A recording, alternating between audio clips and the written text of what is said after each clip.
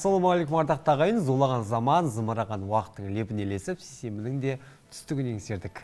Қайырлы күн Қызылорда, ақпан айының 10-шы жаңасы, қайырлы берекелі болғай. Сейсенбі күнгі жұмыстарыңыз өнімді, сәтті жүзеге асын деген тілек білдіре отырып, тікелей эфирдегі хабарымызды бастаймыз. Азамат, сіз тіс дәрігерінен қорқасыз ба? Шынымды айтсам, бұрын қатты қорқатынмын, бірақ қазір ондай фобиям жоқ. Өзіңде ше? Мен де кішкентай кезімде әрине қорқатынмын, бірақ қазір енді тіс дәрігеріне уақытында барып тұрғанын дұрыс екенін түсіндім. Әлбетте, ауырып ем іздегенше ауырмайтын жол іздеген жақсы. Оның үстіне қазіргі стоматология бұрынғыдай емес, технология дамыған тісті ауыртпай емдейді. Келсемін, өткен жексенбі аталмыш сала мамандары өздерінің кәсіби мерекелерін атап өтті. 32 тістің маржандай тізіліп, сауда сымбатты көрінуіне және тұрғындардың денсаулығын сақтауға өз үлесін қосып жүрген тіс дәрігерлерінің еңбегі ерен. Мен білетін жалғыз әдемілік денсаулық деген екен ойшылдар. Бұл орайда тіс саулығы үлкен маңызға ие. Кез келген адам 32 тісінің маржандай жарқырағанын қалай демес пе? Әсем күлкі, әппақ тіс әр адамның көркін ашары сөзсіз. Мен бүгін үстімдегі пиджагымды халатқа, қолымдағы микрофонымды тіс құрылғысына алмастырып, тіс дәрігерінің бір күндік өмірімен таныстыратын болам.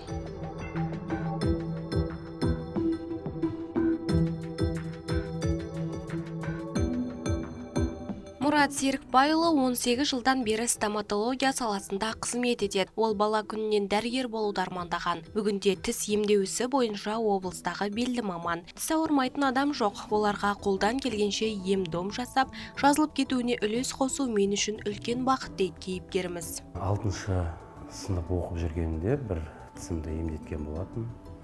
Сол кезде маған емдеу процедуралары ұнады. Сөйтіп, өзіме 6-шы класстан бастап мектепте жүргенімде өзіме мақсат қойдым, дәрігер стоматолог болам деп, және де тіс түзететін дәрігер болам деп. Өзім биология, химия пәндерін қатты дайындалып, сол стоматология факультетін таңдап, грантқа түскен болатым. Сөйтіп, тіс түзететін жағын таңдап, ортодонт болып, осы таңда қазір 15 жыл болды ортодонт қызметін атқарып келемін. Қазіргі таңда тіс шегі және оның асқынулары көп кездеседі. Солардың ең бірінші алдын алуы ол стоматологиялық тексеріске барып, ауыз қуысын санациялап, профилактикалық тексерудің міндетті түрде өту болып табылады. Тіс шегі кезінде ол тіс шегі ошағын егеп тазалау және оларды пломбылап жабу, профилактикалық гигиенаға үйрету және де ремтерапия қажет болған жағдайда. Қазіргі таңдағы біздің жетістіктеріміз ол имплантация мен тістерді орнатып, қалыпқа келтіру, және де қазіргі таңда брекеттер мен тістер түзету, және де біздің осы Қызылордада мен элайнермен тіс түзету бойынша сертифицированный дәрігер болып табыламын.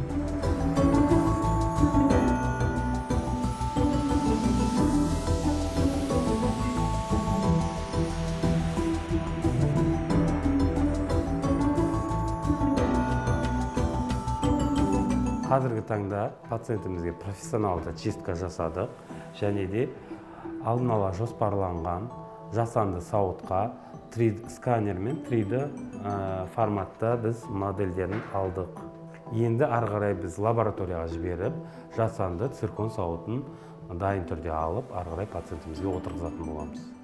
Салада жас мамандар да жетерлік. Солардың бірі Әдемі Нұрбек қызы. Дәрігерлік жолын 4 жыл бұрын бастаған жас маман стоматолог-терапевт қызметін атқарады. Сондай-ақ жаңа технологияларды да жетік меңгерген. Негізі адаммен жұмыс жасау өте қиын ғой.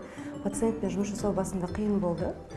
Жаймен үйренісіп алып кеттік десек те болады. Техникамен жұмыс жасау негізі өте қиын. Бұны біз арнайы курстарға барып, өзіміздің біліктілігімізді арту арқылы осыларды үйренеміз. Жыл сайын бір 2-3 оқуларға барып, өзіміздің біліктілігімізді арттырамыз. Из-за этого осындай микроскоппен жұмыс жасау и былайда инструменттермен жұмыс жасау осайынан қалыптасып кетеді. Ең бірінші пациентпен сөйлесе білу.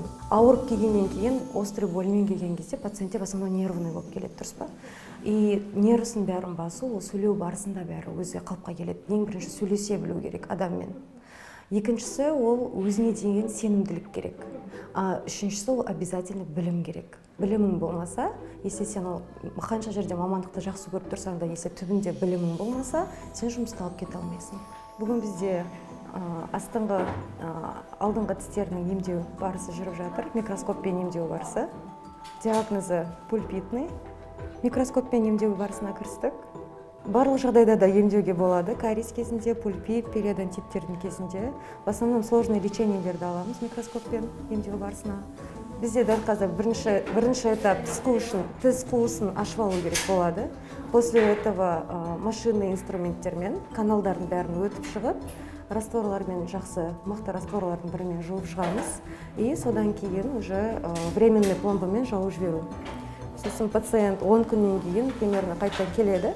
И содан кейін полностью постоянный пломбамен жабамыз. Рентген түсіріп обязательно. Сол рентген бойынша точно диагноз қойылады ең бірінші. Сосын послесін көреміз соңында.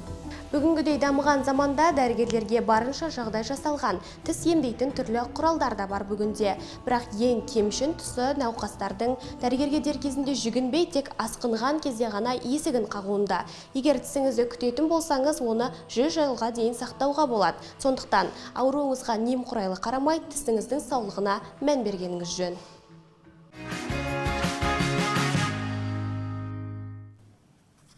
Арайлым басым ауырып отыр, шай ішпегендіктен бе? Негізі бұрын ойлаушы едім, үлкен кісілер неге шайды көп ішеді деп. Сол өз басыма келген сияқты. Байқадым, негізі шай ағзаға сергіткіш әсер береді, алайда шайды да мөлшермен ішкен дұрыс. Біле білсеңіз, шайды кездейсоқ тапқан деседі. Аңыз бойынша Қытай императоры Шэннун оттың қасында қайнап тұрған суға шай жапырағы түсіп кеткенін байқап, осы хош иісті суды ішіп көрген. Осылайша шайдың керемет дәмі мен сергітетін әсері белгілі болған деседі. Сондай-ақ әлемде шай судан кейінгі екінші танымал сусын болып табылады. Күн сайын шамамен 3 миллиардтан астам адам шай жейді екен. Күнделікті ішетін сусынымыз туралы қызықты бейне сюжет ұсынамыз. Бізбен бірге болыңыздар.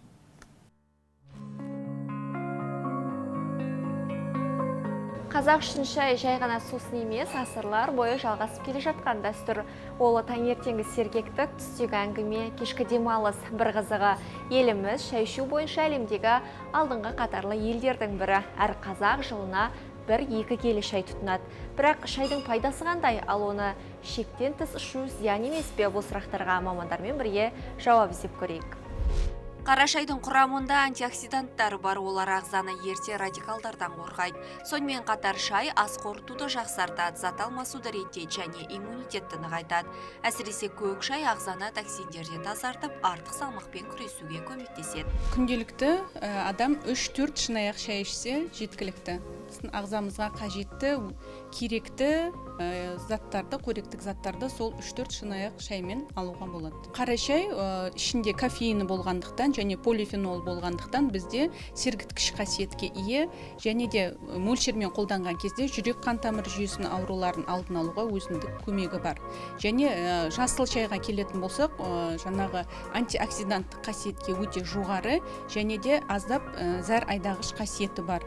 Және жүрек қан тамыр бар науқастарға, артық салмағы бар науқастарға және тез шаршап жүрген науқастарға жасыл шайды көп қолдануға кеңес беремін. Қара шайға бізде көбінесе сүт қосқан, бал қосып, қант қосып ішкенді ұнатады халық, бірақ қара шайдың өзі таза күйінде ол көп пайдасын тигізеді. Яғни қайдай бір қоспаға қосылған кезде ішіндегі пайдалы полифенол заттарының жойылуына алып келеді. Шайдың түріне байланысты ақ шайды балдарға беруге болады, және Англиядағы зерттеулерге бойынша ақ шай балдардың тісіндегі кариестің 60%-ға кемітетін зерттеу жүргізілген. Яғни балаларға да осы ақ шайды беруімізге болады. Қазақтың дастарханын шайсыз елестету қиын. Бұл қонақ жайлықтың, жылылықтың белгісі. Алыстан келген қонаққа ең алдымен шай ұсынылады. Себебі ол шөлді қандырып қана қоймай, емен жарқын сұхбат құруға себеп болады. Шайды қаншалықты көп ішесіз? Шай ішесіз бе жалпы? Ішемін мен. Қандай шай таңдайсыз? Көк шай ішемін. Көк шай ішемін. Қара шай ішемін, арасында ақ су ішемін. Қара шай сүтсіз ішемін. 3 мезгіл ішеміз. Қазанда түсті кешке сүтпен ішеміз біз. Қара шай ішемін. Қолдың үсті болса, Күнде неше мезгіл ішесіз? күнде 1-2 мезгіл. Күніне примерно 3 чашка шай шығармын. Қандай шай таңдайсыз? Чисто қара сосын сүтпен, анда-санда сүт қосып жейміз. Азында сосын кешке 2 рет.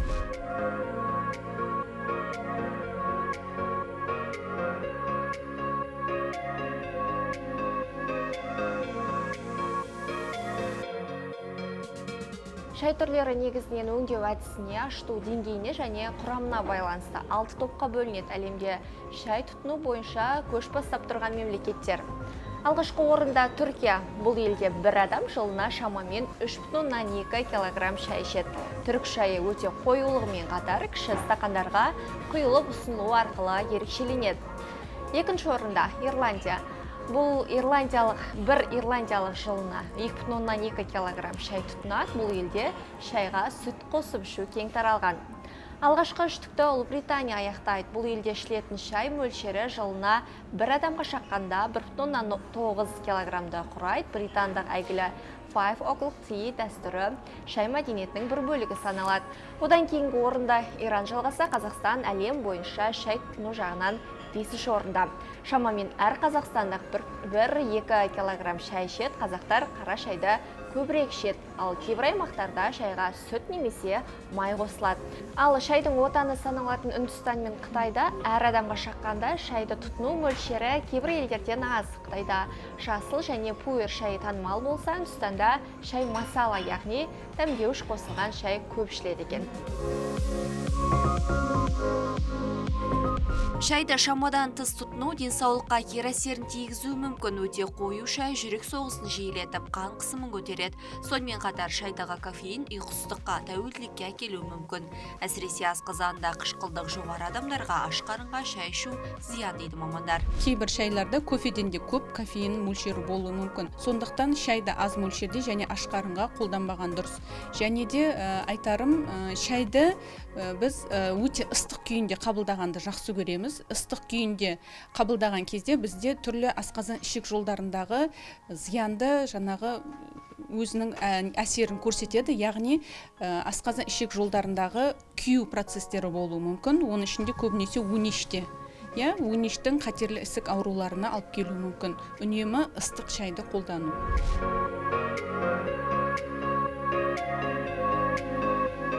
Әлемде шайдың алуан түрі мен оны тұтыну мәдениеті әртүрлі болғанына қарамастан, көп халық үшін шай жай ғана сусын емес, ғасырлар бойы қалыптасқан дәстүр мен өмір салтының ажырамас бөлігі. Ендеше шайыңыз демдеулі, ал денсаулығыңыз мықты болсын.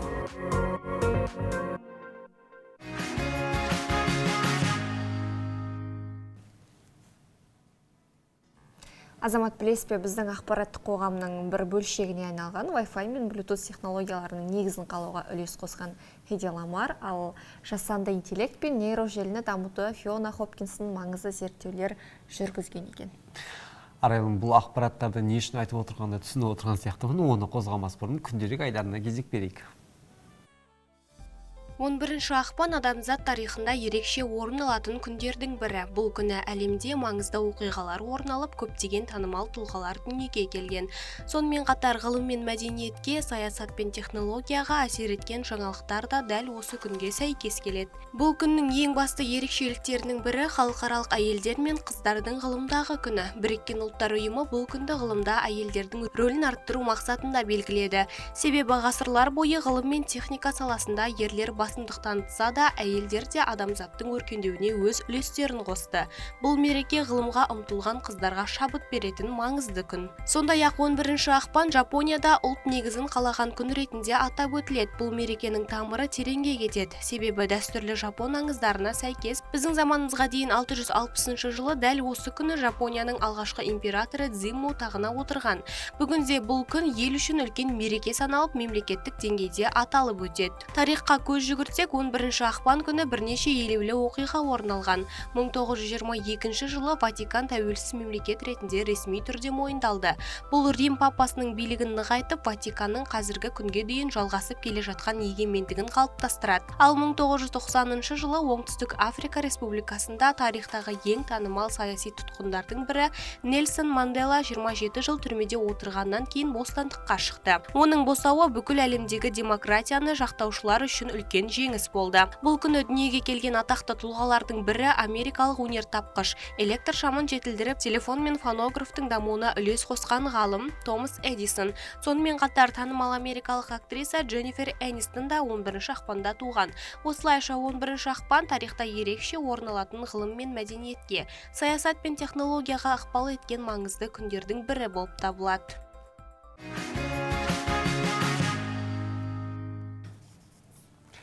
Иә, 11 ақпан Біріккен ұлттар ұйымының шешімімен ғылымдағы әйелдер мен қыздардың халықаралық күні болып жарияланған. Атаулы күн нәзік жандардың ғылымға толық және тең қол жеткізуіне бағытталған. Біз бүгін ғылым саласындағы әйелдердің рөлі, олардың ұстаным қағидаттары төңірегінде әңгіме өрбітетін боламыз.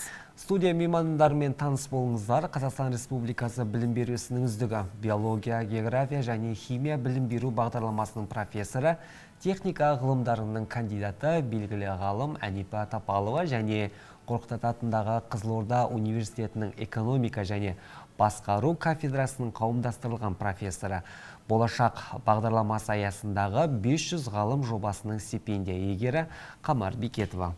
Студия төріне қош келдіңіздер. Енді жаңа айтып жатырмыз, 11 ақпан ғылымдағы әйелдер мен қыздардың күні деп. Жалпы бұл күннің маңыздылығы неде? Және ғылымдағы әйел адамдардың рөлі қандай? Өздеріңіздің ғылым саласына бет бұруларыңызға не себеп болды? Енді бұл күн жалпы Біріккен ұлттар ұйымының 27 желтоқсанында бекітілген. Яғни бұл әлемдегі ғылымдағы теңсіздікті жою, ғылымға деген әйелдердің жалпы үлесін арттыру мақсатында белгіленген. Бұл жерде енді әлемде әйелдердің зерттеуінен 30%-ын құрайды деп айтады негізі. Бұл деп отырғанымыз жалпы әлеуметтік әділетсіздік деп те түсінуге болады. Жалпы біздің бұл күнді сол шабыттандыру үшін. Яғни менің өзі ғылым, менің жолым дейтін жас қыздар. Жалпы біздегі ғылым жынысына қарамай барлық талантты адамды қажет етеді негізі ғылым. Сондықтан сол ғылымда әркімнің менің ғылым, менің жолым дейтін қыздардың шабыттандыратын, сол бір стереотип, гендерлік теңсіздіктің стереотиптерін жоятын, бір соны еске салу күні ретінде қарау керек. Бұл енді күнтізбедегі жай ғана күн емес. Сол бір. Бірақ енді әлемде жаңағындай әйелдердің 30%-дан астамы кем болса, бірақ біздің Қазақстандағы 2021 жылғы мәліметтер бойынша ғылымдағы әйелдердің үлесі 54,5% алады дейді. Бұл деп отырғанымыз біздің Қазақстандағы әйел ғалымдардың үлесінің соншалықты көптігі деп білдіреді. Енді өздеріңіз осы ғылым саласына жаңаға бет бұруыңызға не себеп болды? Кішкентай кездеріңізден бастап армандаңызды осы ғылым саласына келуді? Енді мені ғылымға шабыттандыруға, жалпы ғылым жолына келуге бірнеше факторлар бар. Ол жалпы ғылым негізі бір нәрсенің жауабын іздеу ғана емес, ол бір өзекті мәселенің шешу жолы деп түсіндірген өзімнің университет қабырғасынан бастап оқытушыларымның маңызды рөл атқарғанын айтқым келеді. Өйткені өздеріңіз білесіздер, мысалға халықаралық Артек лагері болды. Сол лагерде біз демалған кезімізде ол жақта халықаралық экономика, жалпы халықаралық деңгейдегі қатынас, сол нәрседен қызығушылық танытып, бірте-бірте соның жауабын ғана білгін келмей, осы жерде қандай жақсы, біздің елімізде неге сол жағдай жасалмады деген жалпы сол оймен университет қабырғасында келген кезде оқытушылардың, ғалым оқытушылардың үлгі болуы, сол кісілерге қарап ғылымға деген қызығушылықты оятып шабыттандырды. Ары қарай енді университет қабырғасында оқытушылар жай ғана көмектесіп болған жоқ ғылыммен зерттеуге. Әрі қарай сол мүмкіндіктерді ашуға, жаңа мүмкіндіктерді іздеуге, халықаралық жобаларға қатысуға ынталандырды. Енді сол халықаралық жобаның аясында айтып кетейін, жаңа мені таныстырғанда айтып жатсыздар, болашақ халықаралық бағдарламасы бар бізде Қазақстанда. Соның аясында 500 ғалым жобасы бар. 500 ғалым жобасы бұл тікелей Қазақстан Республикасы мемлекет басшысының тапсырмасына сәйкес сол жоба өзі жүзеге асырылып жатыр. Бұл жобаның мақсаты мен халықаралық жобаларға жеңімпаз ретінде Ұлыбританияның Ридинг университетінде 1 жылға жуық ғылыми тағылымдамадан өтіп келдім. Бұл ғылыми тағылымдамадан өту маған не берді? Бұл білімді тереңдетуге, ары қарай ең бастысы халықаралық ынтымақтастықты нығайтуға. Және де ол алып келген білімді осы жерде енгізуге, жалпы әлемдік деңгейде зерттеуге, жүргізуге бір өлшеусіз құрал ретінде пайдалануға болады. Бұл енді жалпы жақсы мүмкіндік. Бәрекелді. Әнем апай, сіздің осы еңбек өтіліңіз қанша, жалпы осы ғылымға, білім беру саласына келгеніңізге қанша уақыт болды? Енді университет бітіргеніме 50 жыл болып, осы 50 жыл мұғалімдік қызмет атқарып жатырмын. Арасында ғылыми жұмыстармен де айналысамын. Өйткені жоғары оқу орнында сабақ беру деген, ол әрі сабақ бересің, әрі сабақ берудің өзі ғылыми процесс қой. Онда біз методикасын іздеп, қазіргі заман талабына сай, әр уақыттың өзінің бір нишалары болады, сол біз әрқашанда жоғары тұруымыз керек деп есептеймін. Мен осы 50 жыл бұрын қазіргі Әл-Фараби атындағы ұлттық университетіміз, ол кезде Сергей Миронович Киров атындағы университет болатын. Сол университетке 70-ші жылы түстім, сонда 55 жыл бір болып тұр ғой. Мен де жаңағы айтып жатыр ғой, Артекке бардым деп мына қызым. Мен өзім Новосибирскіде физмат школада оқығанмын. Химия, биология, математика, сол пәндердің барлығын өте жақсы көрдім. Кейіннен енді әжем, үлкен әжем болды да, сол жақта жүріп, енді сол жаққа сіңіп кетерсін дегенмен қайтарып алды ауылға. Сол осы жақтағы мектепті алтын медальмен бітіріп, бір емтихан тапсырып, сол университетке түстім. Енді ғылымға қалай келдім деп айтайын, осы ғылымның алды білім ғой. Ең бірінші білім жақсы болу керек. Студенттеріміздің де, оқытушының да, өйткені сол жағдайда ғана біз ары қарай дами аламыз. Сол кезде енді сіздер ғалымдардың Герой соцтруда деген көрдіңіздер ма, мысалға? Герой соцтруда еңбек ері, еңбек ері атағын алған Сокольский деген кісі және Козловский деген кісілер бізге сабақ берді. Үлкен академиктер. Бүкіл одаққа, бүкіл дүние жүзіне танымал катализден және аналитикалық химиядан сабақ берді. Оның бір жағында бүгін әйелдер ғылымы туралы әңгіме қозғап отырғандықтан Сағадиева, Аманжолова, Қобланова, Шабикова, Танашева деген апайларымыз болды. Сол апайлар сол кезде қазақтың алғашқы қарлығаш ғалымдары, доктор наук кісілер болды. Сол кісілерге еліктеп, осы бізде ғалым боламыз ба деген ой болды әрине. Бірақ енді біз әрі өмірдің заңы ғой. Күйеуге шығамыз, балалы боламыз деген сияқты. Ең бірінші әйел адамның миссиясы ол ана болу, асыл жар болу. Сол жаңағы үйдегі кісіміздің де жағдайын жасау, балаларымыздың да жағдайын жасау. Қазақ әйелдерінің арасында егер де бір теңсіздік болып жатса, оны теңсіздік деп айта алмаймын. Өйткені қазақ әйелдері батыр, батыл, бірақ олар өзінің жанұясына да қарап, біраз ғылымда кешіріп қалуы мүмкін. Мен де өзім шамалы кешірек келдім ғылымға. 46 жасымда қорғадым, намыстандым, өйткені өте жақсы оқыдым. Неғып мен осы уақытқа дейін қорғамай жүрмін деп.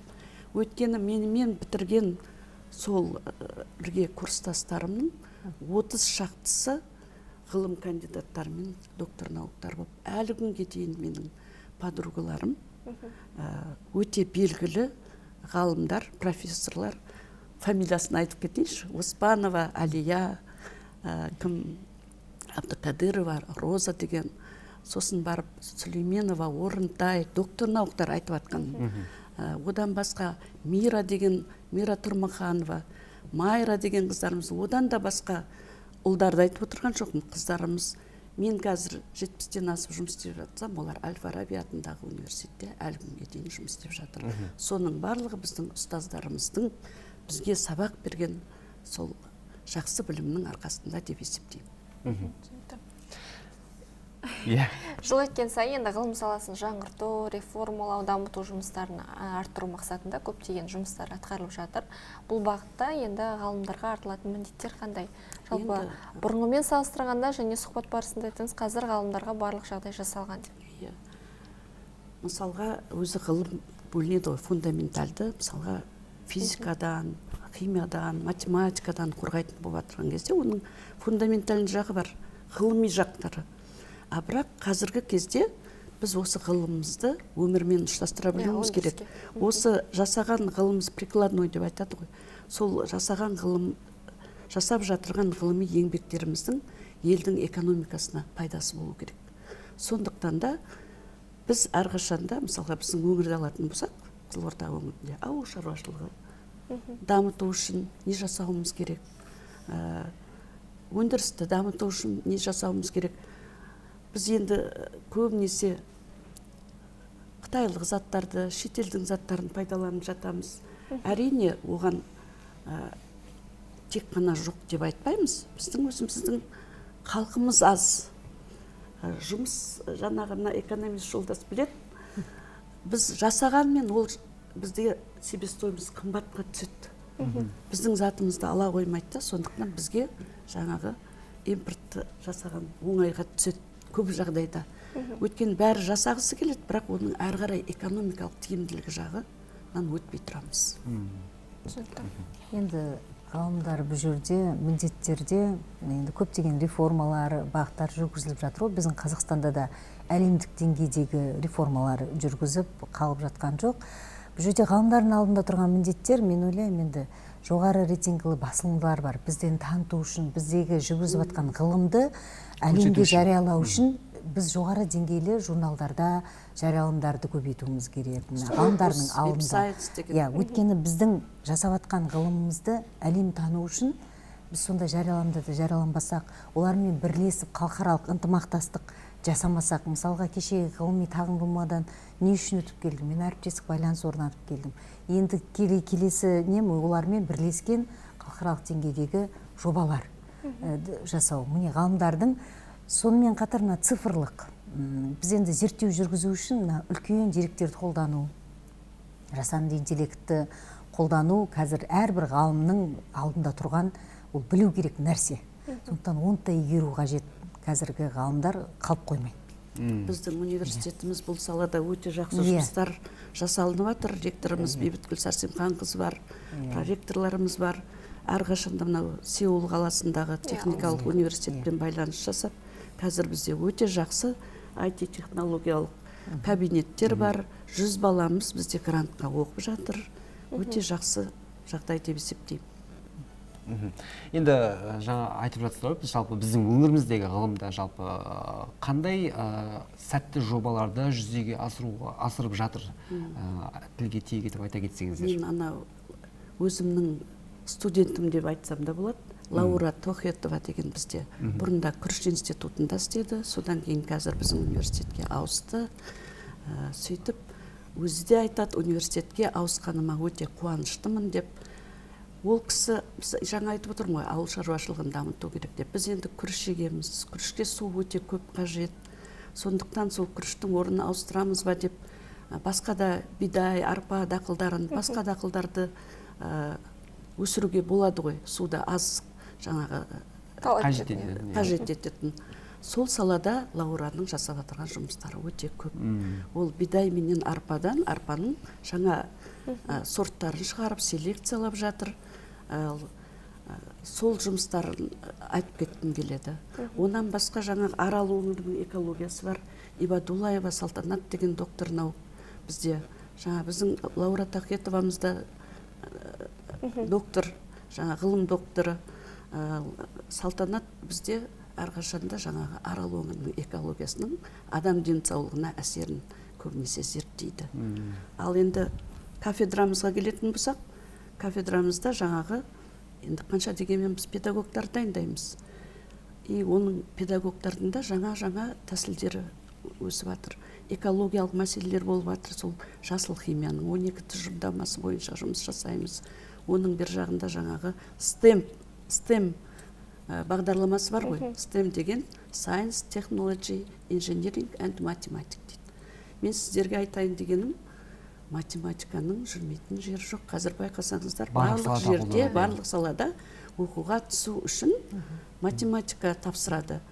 Ал енді шетелде, мысалға, Америка, Англияға қарайтын болсаңыз, сіз қандай факультетке түссеңіз де, сіз химияға түссеңіз де, химия тапсырмайсыз екен Америкада. Математиканың SAT-ін тапсырсаңыз және IELTS-ті тапсырсаңыз, сіз қалаған оқуыңызға барасыз.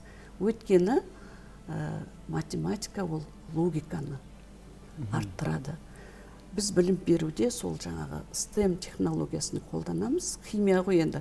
Химияның биологиямен де, математикамен де, физикамен де барлығымен байланысы бар. Сол байланыстың барлығын қолданып, балдарды ғылымға жетелейміз. Енді соңғы сұрақты қойсам, жалпы ғылымда қазақшалау мәселесі де соңғы уақыттарда қызу талқыға түсіп жүр. Енді біреулер үшін бұл бәлки ескі ұсыныс болар, бірақ ұлт болашағы үшін тың еңбек жасау керек екені көрініп тұр. Енді бұл мәселе төңірегінде не дейсіздер? Жалпы біз білеміз, ғылыми әдебиеттердің көбісі орыс тілінде, болмаса ағылшын тілінде. Соны қазақшалау мәселесіне байланысты ғалым ретінде көзқарастарыңыз қандай? Енді ғылымды қазақшалау дегеніміз ол басқа тілден бас тарту емес деп ойлаймын енді. Біз айтып тұрмыз ғой, жаңа ұлттық біздің ғылымды дамытуға біздің қазақ тілді, біздің жазылған еңбектерімізді, қазақ тілді жазылған әдебиеттерімізді жалпы таныту үшін қарапайым тілмен айтқанда халықтың қалың жігіне қол жетімді болу үшін ғылыммен қарапайым қоғамдағы халықта жалпы қарапайым тілмен түсіну үшін бізде ғылым, ұлттық ғылымды біз қазақ тілінде насихаттауымыз керек. Ол өскелең ұрпағымыз студенттерге, оқушыларымызға сол ғылымды дұрыс түсіну үшін, яғни терең түсіну үшін. Енді ол деп отырғанымыз ағылшын, орыс тілінде біз бас тартып жазбауымыз керек деген мағынада емес. Енді бұның қазақшылаудың қиындықтары да бар шығар, өйткені терминология жағынан.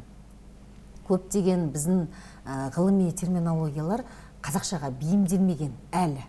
Ол да болса, кейде бір ғылымда түсінбей атасын, бұл орысшасы қандай еді деп іздеп атасын. Соның барлығын бізде насихатты жақсы жүргізсек, барынша мына жасап атқан зерттеу жұмыстарымыздың бәрін қазақ тілде мына қоғамға, халыққа қолжетімді тілде түсіндірсек, соңымыздың өзі біздің ғылымымыздың танытқанымыз болар еді, және ары қарай оқушылардың да түсінгені болар еді. Мен өзім ғылымды, ол глобалды, бүкіл адамзаттық мәселе деп қараймын. Сондықтан тек мына қазақ тілінде емес, қазақша жаңағы түсініп тұрған балдар орысшаны да оқу керек, ағылшындан да оқу керек, басқа тілді де оқу керек. Өйткені қазіргі жаңағы заман талабы, мысалға, неге жақсы оқытушы болып жатырмыз, неге жақсы ғалым болып жатырмыз, өйткені Скопусқа, Web of Science-қа статья беріп жатырмыз, жаңа Қамар айтып жатырғандай деймді. Ол болмаса, ғалым емес қазіргі заманда. Ол журналдар мысалға бүкіл әлемге танытады. Сондықтан мен жастарға айтатыным, жарайды біз өзіміз бір-бірімізбен өзіміздің ұлт салтымызды біліп, бір-бірімізбен әрқашанда қазақша сөйлесіп, қазақи мәдениетімізді көрсетіп деген сияқты, оның бәріне қарсы емеспін.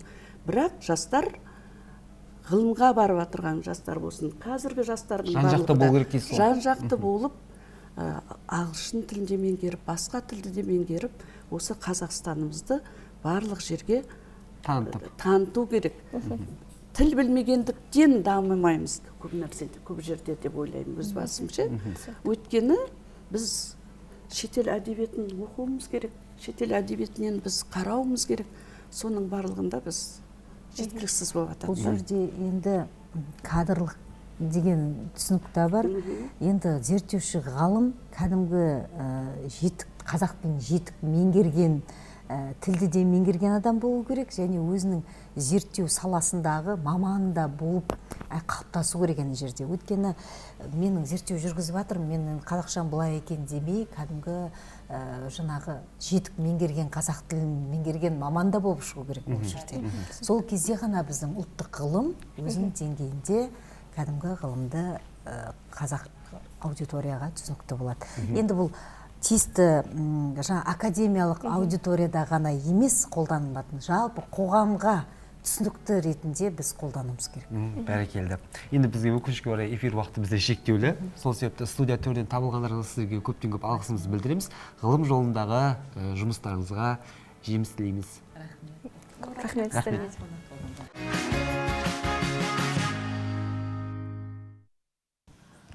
Азамат, көктем келе жатыр, күн жылынады, маған жаңа туфли алу керек.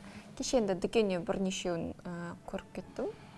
Туфли демекші арайлым қыздарда үнемі сұрағым келетін, енді осы сұрақты қоюдың қазір орайы келіп тұрған сияқты. Жалпы биік өкшелі аяқ киім сәнді көргенмен жүруге ыңғайсыз емес пе?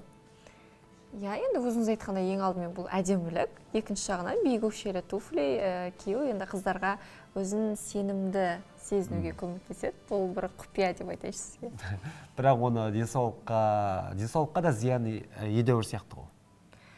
Әрине, күнде кисеңіз аяқ пен омыртқаға салмақ түсіреді, сондықтан ара-тұра ыңғайлы аяқ киім кию керек. Ендеше осы тақырып туралы әріптесіміз Аида Әбсаттар қызықты бейнесюжет дайындаған екен, бірге тамашалайық. Бүгінде әр ару өкшедегі туфлиге құмар. Биік өкшелі аяқ киім тек сәннің ғана емес, тарихтың да бір бөлігі. Алғашында оларды ер адамдар салтатпен жүруге ыңғайлы болу үшін киген. Кейіннен бұл аяқ киім нәзіктік пен сәннің символына айналды. Бүгінде биік өкшелі туфли кез келген арудың өзіне деген сенімін арттырып, жүрісіне ерекше нәзік береді. Бүгінде сіздермен биік өкшелі аяқ киім туралы қызықты ақпарат ұсынамыз. Аяқ киімді өлшегенде оны отырып киіңіз. Содан кейін барып тұрып, жүріп көріңіз. Таңдаған аяқ киіміңізді түзу жерге қойыңыз.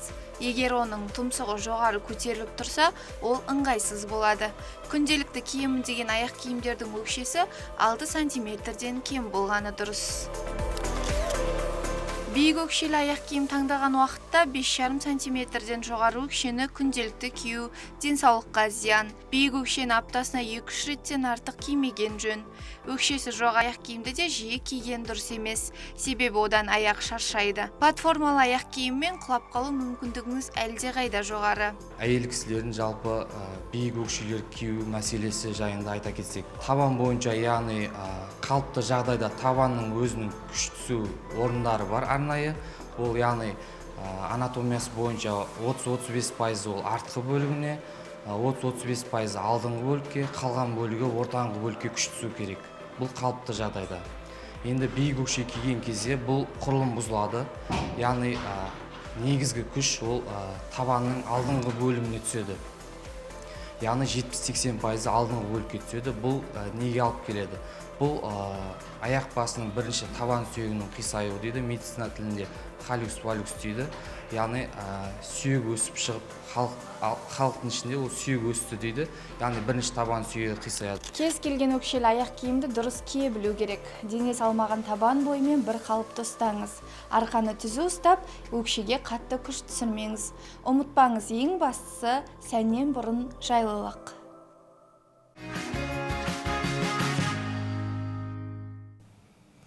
Тікелей эфирде хабарымызды жалғастырамыз. Қауіпсіз қоғам барлығымыздың ортақ жауапкершілігіміз. Әрбір азамат заңды құрметтеп, қоғамның қауіпсіздігіне үлес қосса, қылмыс деңгейі айтарлықтай төмендейді. Кез келген қылмыстың алдын алу қоғамның ортақ міндеті. Бұл орайда жастарға құқықтық сауаттылық пен жауапкершілікті үйрету маңызды. Азаматтар заңсыздыққа бей-жай қарамай, құқық қорғау органдарымен бірге әрекет етуі қажет. Қымбатты көрермен, біз дәл қазір аймақтағы қылмысқа қарсы шаралар турасында студияға келген мейманмен сұхбаттаспақпыз. Таныс болыңыздар, облыстық прокуратураның басқарма прокуроры Нұртуған Қасымов. Студиямызға қош келдіңіз. Енді бүгінде облыстағы қылмыстық ахуал қандай және қылмыс деңгейі өсіп жатыр ма, әлде төмендеу бар ма, ең жиі кездесетін қылмыс түрлері қандай? Саламатсыздар, рахмет. 2024 жыл қылмыс құқық бұзушылықтың 2023 жылмен салыстырғанда 5%-ға өсім алған қазіргі таңда. қылмыстардың санының артуы 2024 жылы осы Қазақстан Республикасының кейбір заңнамаларына жаңағы әйелдер мен және балалардың құқықтарын қорғау мәселесі бойынша заңнамалық актілерге жаңа заңның қабылдануына байланысты өсім алып отыр. Қазіргі таңда жалпы қылмыстың ішінде алаяқтық қылмыстарына айрықша тоқталатын болсақ, алаяқтық қылмыстары осы аталған жалпы 2024 жылы тіркелген 3211 қылмыс құқық бұзушылық тіркелсе, соның 27%-ын алаяқтық қылмыстары құрап отыр. Себебі 2023 жылмен салыстырғанда алаяқтық қылмысы 23%-ға өсім алған. Алаяқ қылмыстарын алдын алу бағытында бізде бірқатар іс-шаралар жүргізілуде. Атап кететін болсақ, 2024 жылы сотқа жолдану көрсеткіші 24%-ға артып, облыстық прокуратурамен 2027 жылдың басында интеллект мүмкіндіктерін сот тергеу тәжірибесінде қолдану бағытында IT тергеу жобасы әзірленді. Жобаға 4 ақпараттық талдау бағдарламалары жұмыс жасайды. 749 қылмыстық іс бойынша ол жерде 1074 ұялы телефон нөмірлері анықталды, тексерілді. Сонымен қатар 151 қылмыскер сол ақпараттардың нәтижесімен анықталып, жауаптылыққа тартылды. Сонымен қатар 62 қылмыскерлер құрықталды. Тексеру жүргізу барысында 2 кибер қылмыстық топпен 52 қылмыс жасалғандығы анықталып, әшкереленді. Сонымен қатар бізде хабар-ошарсыз кету деректері көп орын алады. Соған сәйкес 91 адам 1 сағаттың ішінде осы жобаның іске асыру бағытында анықталып, тез арада анықталды. Халықпен кездесу жұмыстары бізде профилактикалық дейміз ғой, үнемі жүргізілуде. Халықпен кездесу мүдделі органдармен бірлесіп 100-ден аса бейнероликтер түсіріліп, ғаламтор желісіне және телеарналарға жарияланды. Халықтың тығыз орналасқан жерлерінде 100-ден аса билбордтар ілініп, және сонымен қатар LED экрандарға үнемі көрсетілуде біздің қылмыстық құқық бұзушылықтың алдын алу бағытында. Жақсы, түсінікті Туған мырза, енді соңғы уақытта жастар арасында топтық төбелестер жиілеп кеткені байқалады. Оның негізгі себептері қандай деп ойлайсыз? Жастар арасында топтық төбелестің жиілеуі 2024 жылдың облыс аумағында кәмелетке толмағандар арасында топтық төбелес және ол әрекеттер салдарынан қайтыс болу деректері орын алмаған бізде. Бірақ дегенмен өткен жыл кәмелетке толмағандардың ұрып-соғу нәтижесінде қайтыс болудың 5 фактісі анықталды. Ол бойынша терең зерделеу барысында жоғарғы сыныптардың немесе оқушы балдардың бір-бірімен сөзге келіп, арасында туындаған жанжалдан пайда болған анықталып тұр. Осы енді көбінесе кәмелетке толмаған балалар, жастар, оқушылар болмаса колледж студенттері арасында осындай топтық төбелестер болып жатады. Осыған орай мектептер мен оқу орындарында тәртіпті күшейту бағытында қандай жұмыстар атқарасыздар? Бізде үнемі облыс әкімдігімен бірлескен және құқық қорғау саласымен бірлескен отырыстар өткізілуде. Сонымен қатар прокуратура органдарымен, облыс прокурорының бастамасымен халықпен кездесу және мектептерде профилактикалық сабақтар өту, семинарлар өту жұмыстары жүргізілуде. Бұл бағытта үнемі бақылауда жұмыстар. Ал жастар арасындағы есірткіге қатысты жағдай қандай? Бұл мәселе қаншалықты өзекті? Есірткі қылмыстық құқық бұзушылықтарына тоқталатын болсам, облысымызда есірткінің заңсыз айналымына 345 қылмыс орын алған болса, оның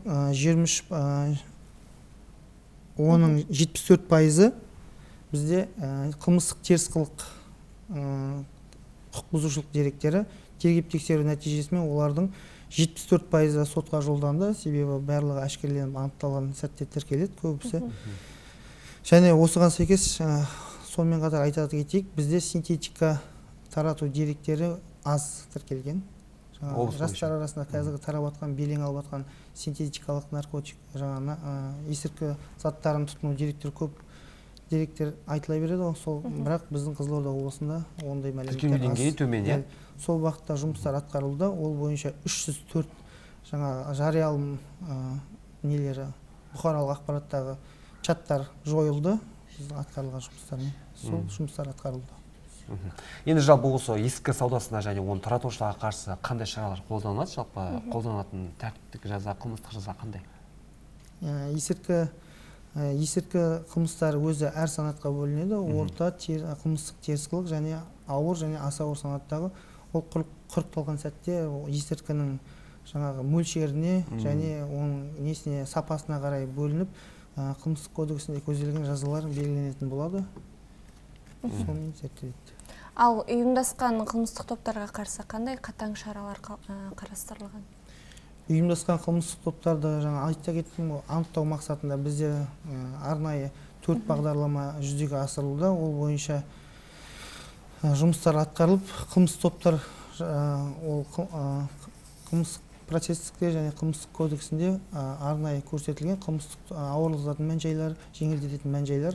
Бұл жерде топпен жасалған қылмыс ауырлататын мән-жайларға келіп соқтырады. Соған сәйкес заң шеңберінде көзделген жазаға тартылады. Бізде мысалға әртүрлі болады, ауыр, жеңіл, аса ауыр қылмыстар. Енді қоғамда жалпы қылмыс деңгейін төмендету, заңға бағынушылық мәдениетін қалыптастыру үшін қандай жаңа бастамалар қолға алынуда және жалпы азаматтар құқықтық тәртіпті нығайтуға қалай үлес қоса алады? Қала аудандарда акция бізде облыс әкімдігімен бірлескен нашақорлыққа және қылмыстық құқық бұзушылықтың алдын алу бағытында жаңа акциялар өткізілді. Атап кете кетейік, осы есірткі заттарының айналымына қатысты 1 айлық акциясы жүргізілді. Қала аудандарда акция аясында ауқымды профилактикалық шаралар ұйымдастырылды. Басым бөлігін жастар арасында осы нашақорлыққа қарсы иммунитет қалыптастыруға бағыттадық. Басым бөлігі облыстағы жұмыстар мен орта буын азаматтарымыз қосалғанда жалпы 500 мыңнан аса тұрғындарға есірткінің зардабы мен жаңа қылмыстық бұзушылықтың жауаптылығын және ауыр қылмыс жасаған жаңа қатаңдығын түсіндіріп, жарияланымдар, бейнероликтер жарияланды, түсіндіріп. Түсінікті.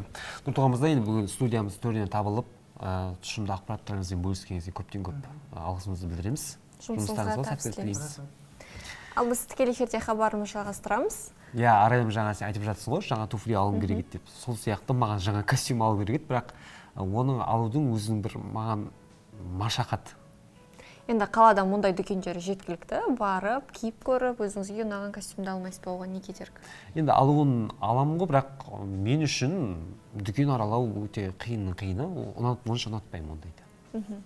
Енді табиғатынан дүкен аралап, сауда-саттық жасауды ұнатпайтын сияқты ерлер қауымы үшін қалай костюмды дұрыс таңдау керек, бұл туралы әріптесіміз Анель Мади айтып береді. Ал сіз азамат мұқият көріңіз. Психологтардың пікірінше адамға деген көзқарас осы алғашқы 30 секундта қалыптасады екен, яғни сіздің киген киіміңізге қарай. Ерлер қауымының көп бөлігі осы маңызды жиындарға сапалы әрі сәнді костюмді кигенді құп көреді. Ендеше сол костюмді қалай таңдау керек, бүгін мамандармен ақылдасуға келдік. Ерлер костюмінде алғашқы көзге түсетін үлгісі немесе түймесінің саны емес, оның түсі. Костюм түсін таңдаған кезде алаңдаудың қажеті жоқ. Себебі классикалық үлгі қарапайым қағидаларға сүйенеді. Егер бір ғана костюм алғыңыз келсе, қара көк не күлгін сұр түсін таңдаңыз. Мұндай киімді әртүрлі шалбарларға сәйкестендіріп киюге болады. Ал екі бірдей костюм алғыңыз келсе, онда бойыңыз бен кескін келбетіңізді ашатын ашық түсті түрін таңдағаныңыз абзал. Қазіргі таңда бізде білеміз, үнемі ерлер киімінде әйелдер киіміне байланысты ол да қазіргі кезде көп өзгереді, көп түрленеді. Көптеген бізде модельерлер бар, қазіргі кезде танымал. Солардың барлық әкеліп жатқан трендтеріне байланысты негізі ерлерге арнап біз более универсальный варианттарды беруге тырысамыз. Қазіргі уақытта осы жылдың тренді болып қоңыр түс есептелінеді. Өйткені қоңыр түс бізде ол өзінше богатый расцветка. И келесі алдағы бізде келе жатқан сезонымыз весна-лето болғандықтан ол түстерді сіз көптеген басқа түстермен үйлестіруге мүмкіншілігі көп. Қазіргі материалдар сан түрлі. Өйткені бізде қазір көптеп леон материалдарды пайдаланады, одан бөлек қазір қайтадан бізде трендке келіп жатқан вельвет материалдарымыз бар. Двубортный, однобортный модельдердің барлығына да дерлік әдемі вид береді оның барлығы. Костюмдерді таңдаған кезде тек стиліне ғана мән беру бұл жеткіліксіз. Осылай ішкі жағын қарайтын болсаңыз, арнайы нұсқаулықтар бар. Сіздің бойыңызға және де өзіңіз қалайтын матаға қатысты барлық ақпарат осы жақта көрсетілген екен. Тіпті қараңызшы, қанша градуста киімді жуу керек, мұның барлығы көрсетілген. Дегенмен, құрметті көрермен, бұлай нұсқаулықпен ғана танысып қою ол жеткіліксіз, мамандармен кеңескен жөн. Көйлек манжеттері пиджак жеңнен 1,5 сантиметрге шығып тұру керектігін ескеріңіз. Костюм сатып алар уақытта пиджак жеңнің ұзындығы білезік сүйектеріне тура келіп, ал көйлек ұзындығы қол буыны басталатын білезік сызығына тура келуін қадағалаңыз. Жең ұзындығы бас бармақ ұшынан 12-13 сантиметр биік болуы керек. Төмен орналасқан жең ойындысы сапасыз костюмның белгісі. Үстіңізде костюм міндетті түрде қонымды өзіңізге сай болған дұрыс. Костюм ең бірінші таңдаған кезде ол міндетті түрде мән берілетін бізде иық тұсы ровно тұру керек, көтеріліп немесе былайынан тартылып тар болмау керек. Ол сіздің өзіңіздің киіміңіз екенін айрықша білдіріп тұру керек. Сіздің костюміңіздің жеңіңізден көйлегіңіздің жеңі міндетті түрде шығып тұрған әдемі көрінеді. Одан кейін бізде осылай костюм түймесі тағылған кезде ол бізде свободно тұру керек. Кемінде 1 сантиметр, 1,5 сантиметр свободно болу керек.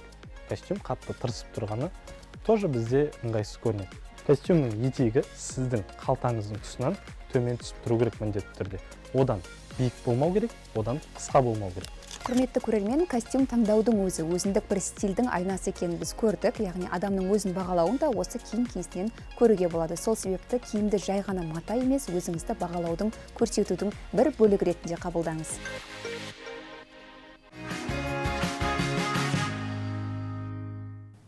Қымбатты көрермен, бүгінгі бағдарламамызды біз осы жерден түйіндейміз. Ертең дәл осы уақытта амандықпен қауышқанша.